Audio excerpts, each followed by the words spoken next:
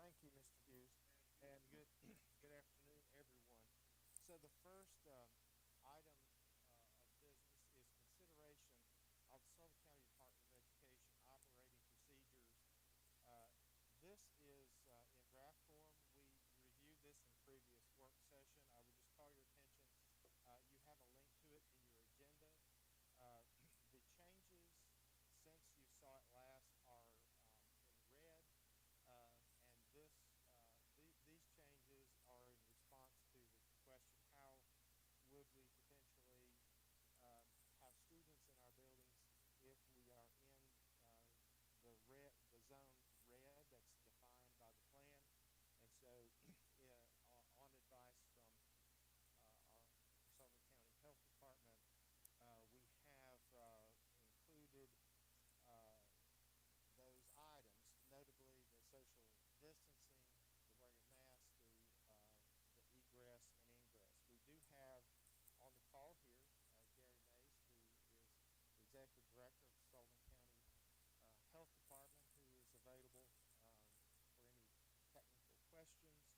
As you know, and as we shared, we do speak frequently with Dr. May and Mr. Mays. In fact, we've had a standing call for I guess, 8 weeks or more in the past on Thursday, where the superintendents of Bristol, Kingsport, um, and Sullivan County meet with Dr. May and Mr. Mays and our respective staff members to discuss these and current issues. So what we're asking for tonight is the board's consideration and approval of the operating procedures. If you'll recall, guidance from TSDA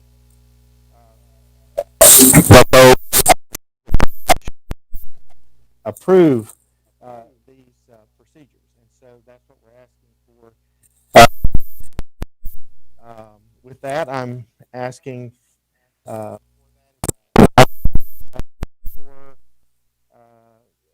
we ask the board to consider this. I don't.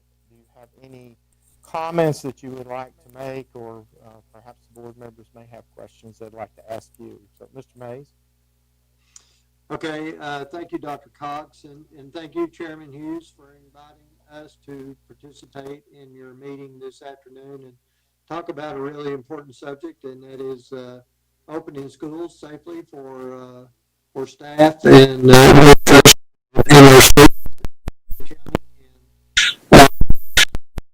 Mentioned, we've been working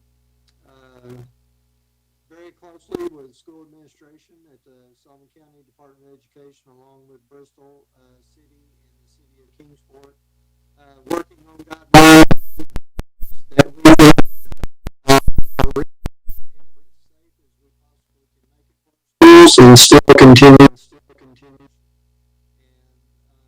it is not a perfect.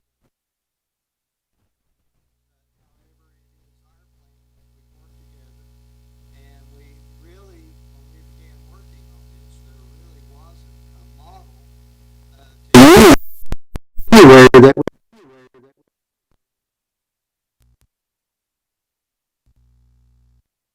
use the reproductive factor metrics. We went with the nursing visitation as a case rate, as a metric for us to use in our school system. And so obviously that is a very safe approach and a very low threshold for us to use. And that was our approach. And when we began working on this plan, our situation in June was very different than our situation as of course you know today with our case rate and case numbers. So I do want to commend our Sullivan County School Administration and leadership. They have been very cooperative with us, and we have spent a lot of time together working on this with our school partners, and we are very flexible as much as we can be and still maintain safety. There are a lot of questions I'm sure that we have not thought of that are not incorporated into the plan. This plan is not meant to be an exhaustive plan. It is meant to be some flexibility, as I alluded to, as we learn from opening schools and as our case burden or disease burden changes in Sullivan County, we'll have to adapt and with the plan and move forward as safely as possible. So with that, Dr. Cox and Chairman Hughes, I'd be glad to answer any questions or give further explanation about the plan, if you will. Questions from the board? Excuse me, did I understand, Mr. Mays, that you were using a nursing home case comparison or approach? Yes, if you'll go to the Tennessee Department of Health website, they publish daily the case rate specifically for each county in the 95 counties in the state of Tennessee.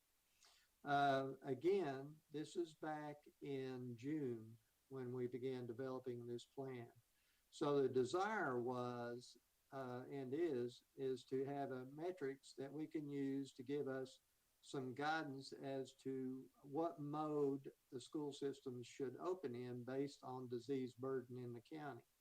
So the state of Tennessee Department of Health had already published this index, which is anything greater than 10 impacts the nursing home and visitation. So since case rate and that was already published, being updated, and it was an index of safety for our most vulnerable population, how could we apply that to our school situation and still have a metrics that is available and anyone can read as often as they want to go there and look at the website? So we adapted that approach and used that approach and came up with a color-coded system for green, yellow, and red. And that reflects, I don't know what your agenda is, but I feel certain you obviously have the plan in front of you. So as you look at those numbers and you look at our case rate, you can see how that reconciles or how that matches up with those color codes. Thank you. Yes, ma'am. Mr. Iverson.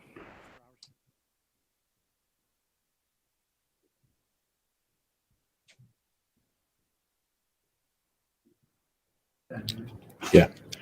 The nursing home visitation thing that you're using, is that the most restrictive plan, or is restrictive plans, or how is that actually graded? Is that the only option, or how did you pick that one? Well, we picked that one just as I said. It's updated by the state of Tennessee. It's published. It is used as that guide for nursing home visitation. At the time we were developing the plan, we didn't just randomly pick one. There wasn't one to pick, if you will. Nobody else had a plan. The state of Tennessee hasn't released a plan. So the schools needed a plan. Not only Sullivan County, but Kingsport and Bristol and St. Dominic's and Tri-Cities Christian Academy. So in the absence of that, we worked with school administration, our school partners, medical folks in the county, obviously physicians, and this is our approach. Are there other metrics out there in the country? There probably is by now. But again, this is a complicated document and one that deserves a lot of vetting before we implement for our personnel and our students. So again, this is our approach and how we put together. Is it? I believe your question was, is it the lowest threshold? I don't know, relatively speaking, with other school plans, but certainly we believe it is a safer approach, and safety was paramount in our working on this plan.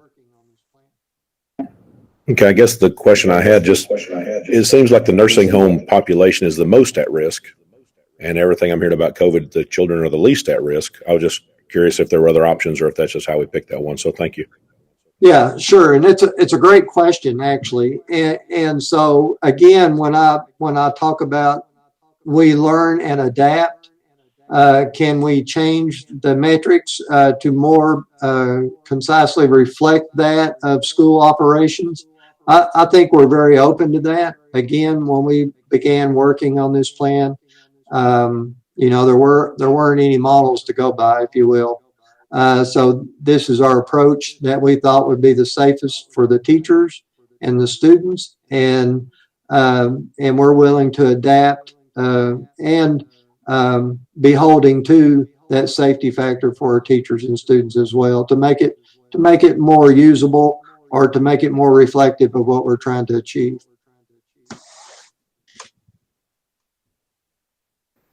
Dr. Cox? Thank you. I would just like to say, we, as Mr. May said, we worked on this many months ago, and at that time there were no metrics. There still is no state metric, and that's one of the confounding issues with all this and the difficulties.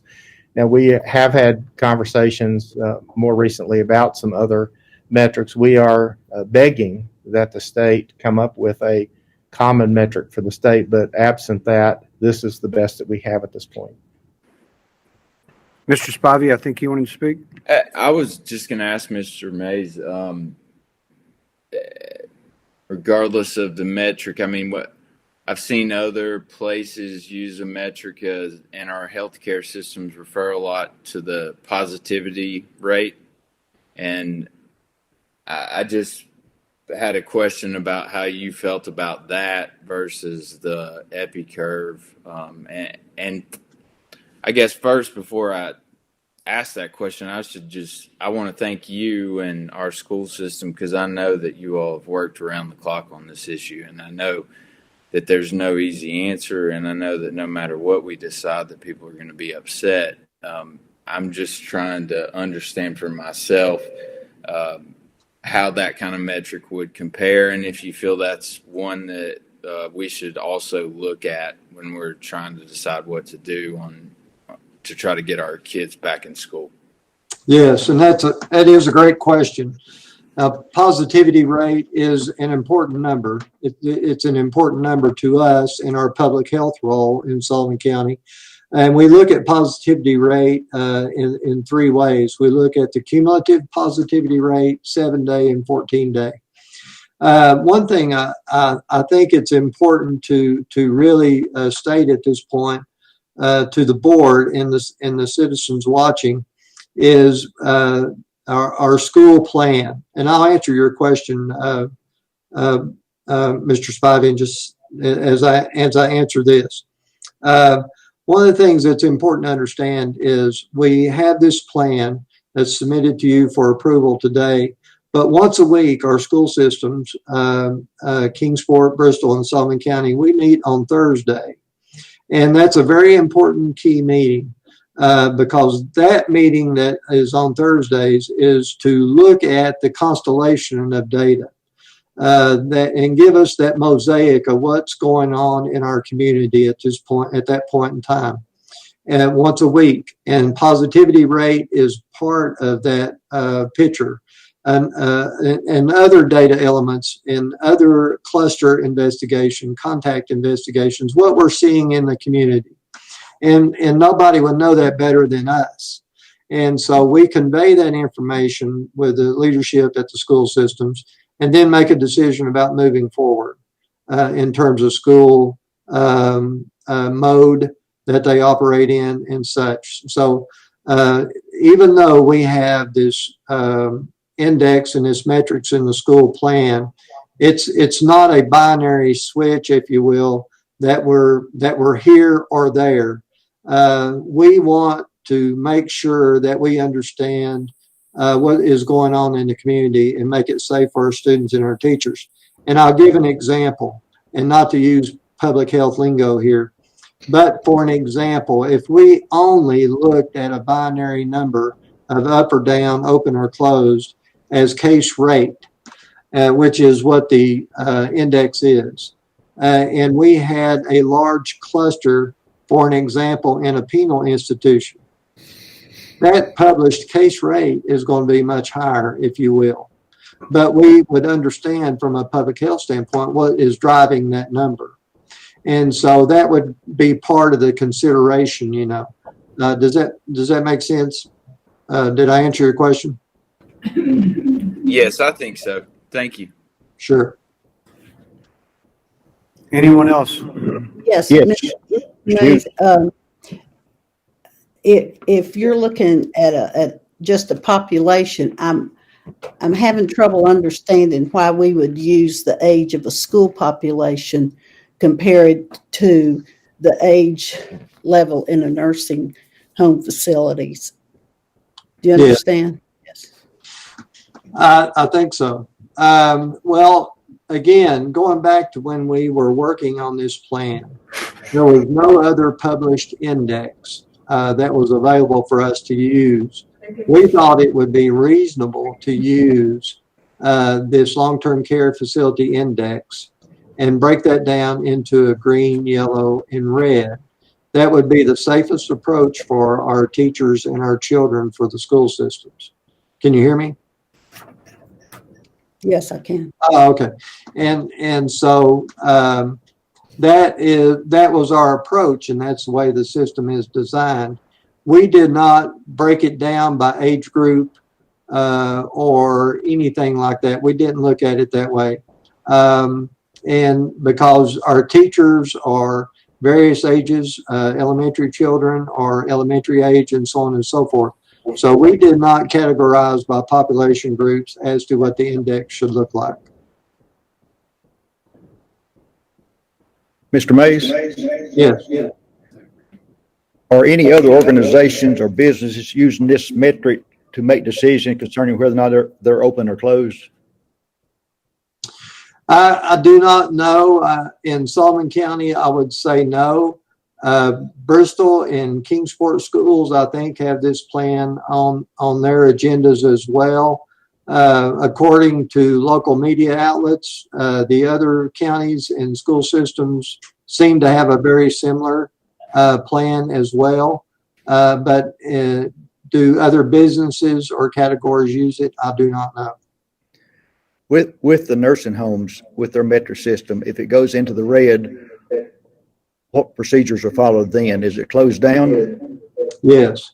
And But that doesn't necessarily mean the schools are closed. Again, going back to Mr. Spivey's question, if we look at the holistic approach of what's going on in our community and our meetings on Thursday, it may be that schools continue to operate, but in a different mode, or it really depends on what's driving that case rate number that we would understand in the community.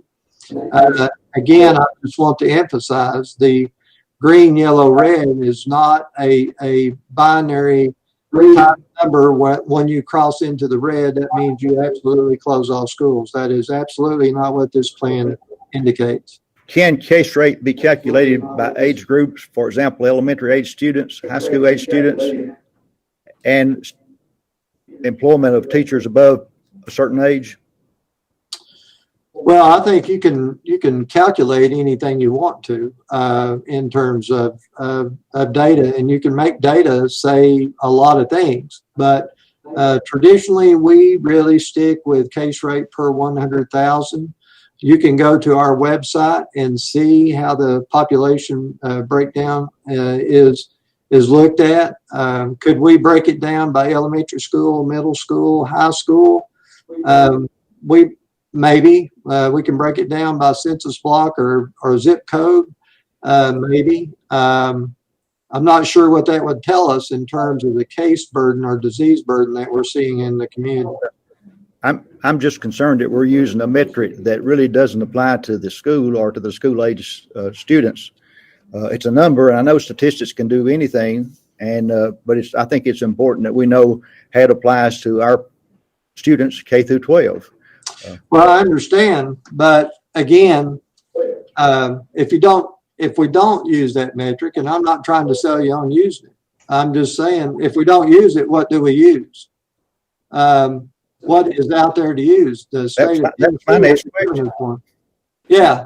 So this is our best approach. I'm not saying, I didn't say it was a perfect approach. I didn't say it was the right approach, but it is certainly a safe approach. And in absence of this metric, I would not know what to use because we have no guidance from anyone else. I had one more question that I thought of when Mr. Jones brought up that point in metrics, and I want to say it again.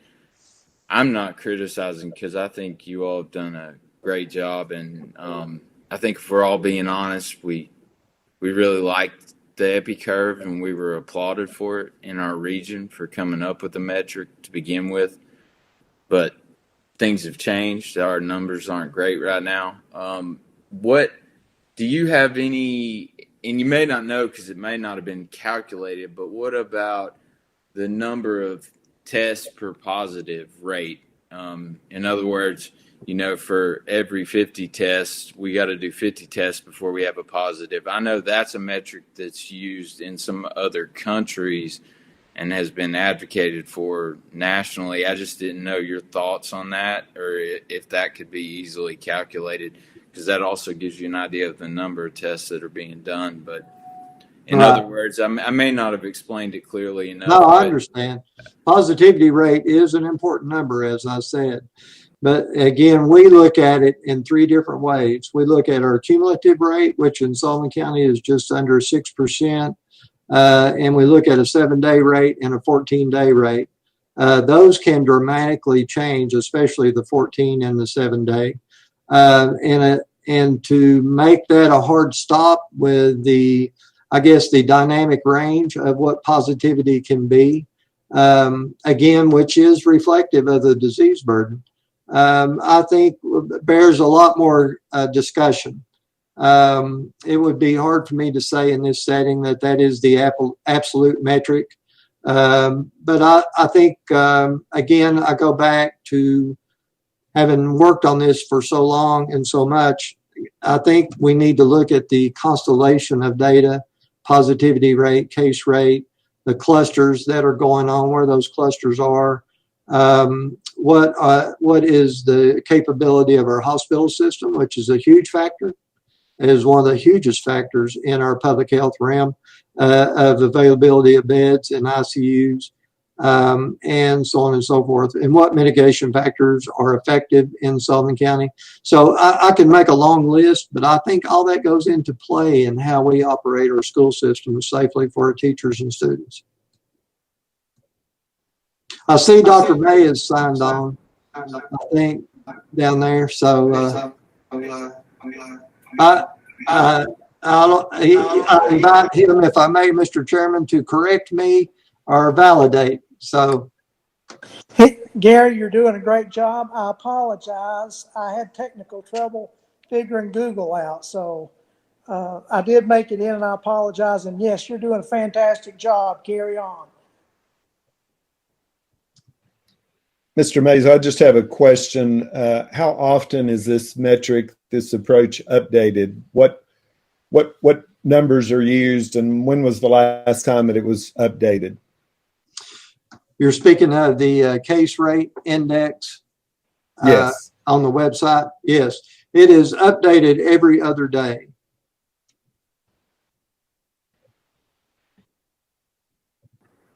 Anyone else?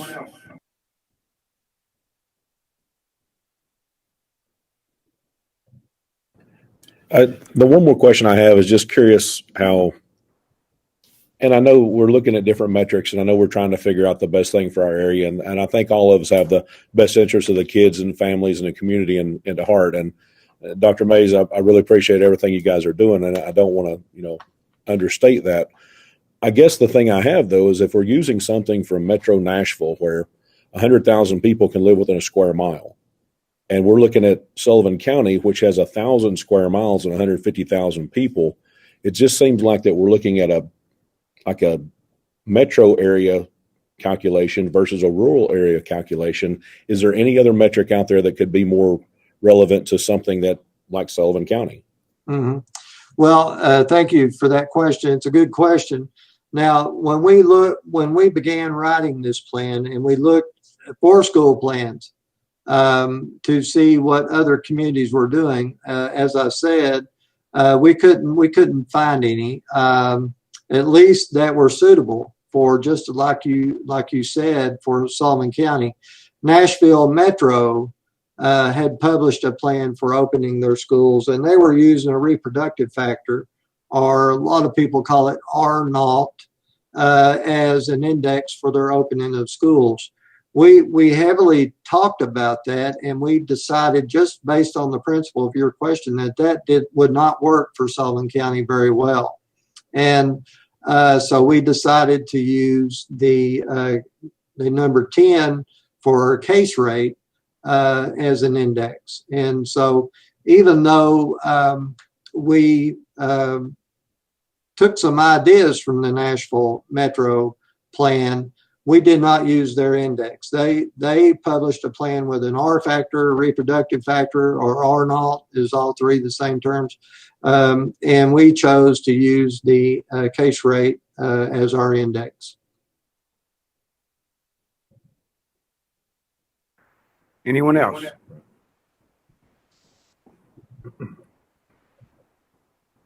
Go, Matthew.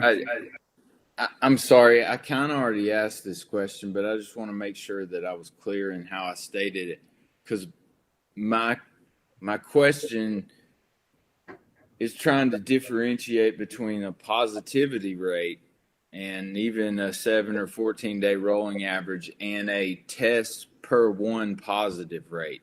Do you understand, Mr. Mays and Dr. May, because 3 and 5% look small on a graph, but depending on the number of tests that are being performed, that can be the difference between we're hitting a positive every 20 tests versus hitting a positive every 50 tests. And obviously we want that number to be higher in our region. That's a positive thing. And I just wondered if that was a metric that had been considered, or if we could get an idea of where we stand on that, because I think the two visually look a lot different. I know they're the same concept, but it really shows you where you stand testing wise as well. Well, Dr. May, you go at this one, if you will, sir. Okay. When you look at these numbers, well, it is expressed as a percentage, which means that we've got over 10% positivity rate, means that 9 tests that we do are negative. So we have to do 10 tests to get 1 test positive. When you look at the actual numbers of testing, when we look at, I think the other number you may be referring to.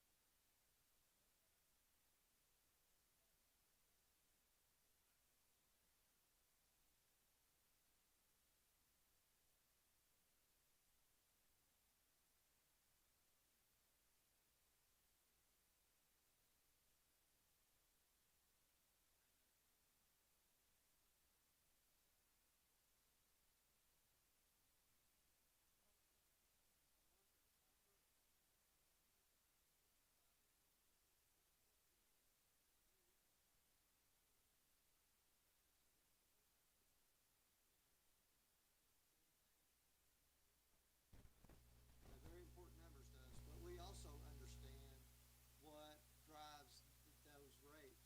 One is the community uptake, the demand for testing. How many citizens participate in testing? It depends on our ability to provide testing at the demand level. So, and it also depends on, are we penetrating all parts of the county effectively? So when we look at positivity rate, we know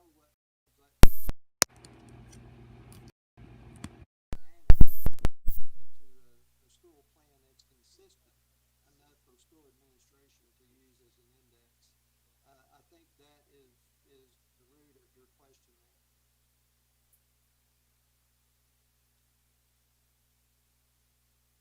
Anyone else?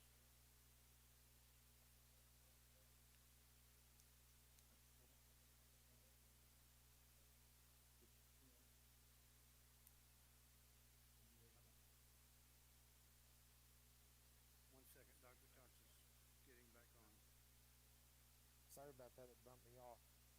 No, I don't have any other comments. I just would ask the board to consider approval of the plan. We have a recommendation to accept the plan. Do I hear a motion? We're just discussing now this part, and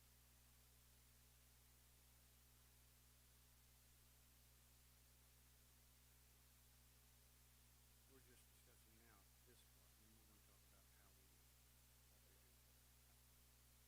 That that was my question. So we're talking about the framework that absolutely, TSP that we have to submit for the absolutely. study. Okay. We're going to address what we're going to do the 17th and athletics later in the meeting. If I may clarify, this TSBA has recommended that boards approve the reentry plan, and so that's what we're asking. This is this is the draft plan that was shared with you in work session. The changes from that time are highlighted in red text, and so that we're just asking the board to approve the operations procedures of that plan.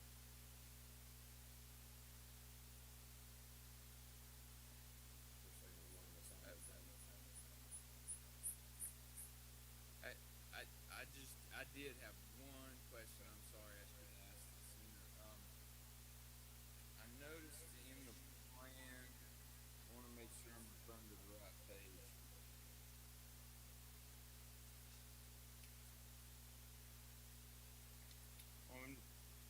For instance, on page 14 about screening, and I understand, I mean, it's language we have to be broad in a framework, but it says near the bottom, if resources allow, schools can perform temperature checks.